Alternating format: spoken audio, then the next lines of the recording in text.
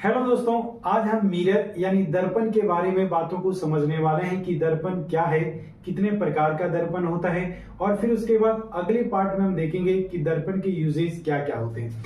तो बेसिकली दर्पण क्या होता है, तो a mirror is a polished surface that reflect light to form a clear image.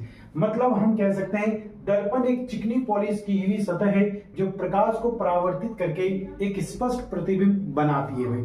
अब जरूरी नहीं कि मिरर हमेशा जो है वो कांच का ही बना हो।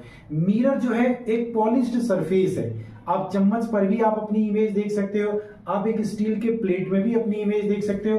तो कई जगह पर आप लोगों को आपकी इमेज दिखाई दी जा सकती है। तो वो पॉलिश्ड सरफेस होता है, यानी एक चिकनी सतह पर आपको आपकी इमेज दिखाई दे सकती है भाई। तो it's look like a mirror. But mirror जो है उसे हमने दो भागों में बांटा है। पहली मिरर को हम प्लेन मिरर या समतल दर्पण कहते हैं। ये वो दर्पण है जो आप लोगों के घरों के दीवारों पर टंगा हुआ है, आपके बाथरूम में टंगा हुआ है, या जिस मिरर का आप सबसे ज्यादा यूज करते हो। इसके अलावा दूसरा हमारे पास है स्फेरिकल मिरर, गोलीय दर्पण। और ये गोलीय दर्पण है तो इसका आकार भी गोल होगा। ये फ्लैट मिरर है तो इसका आकार भी फ्लैट होगा। बट इस गोलीय दर्पण को बीच में से काट करके इसके दो पार्ट बना दिए गए हैं। एक पार्ट इस साइड, इसको बोलेंगे कनकेव। देखो इसमें ध्यान से देखोगे तो केव दिखाई दे रहा है, इसलिए इसका नाम है कनकेव यानी अवतल। जबकि इसका अपोजिट पार्ट जो है उसको बोलेंगे कन्वेक्स, उत्तल।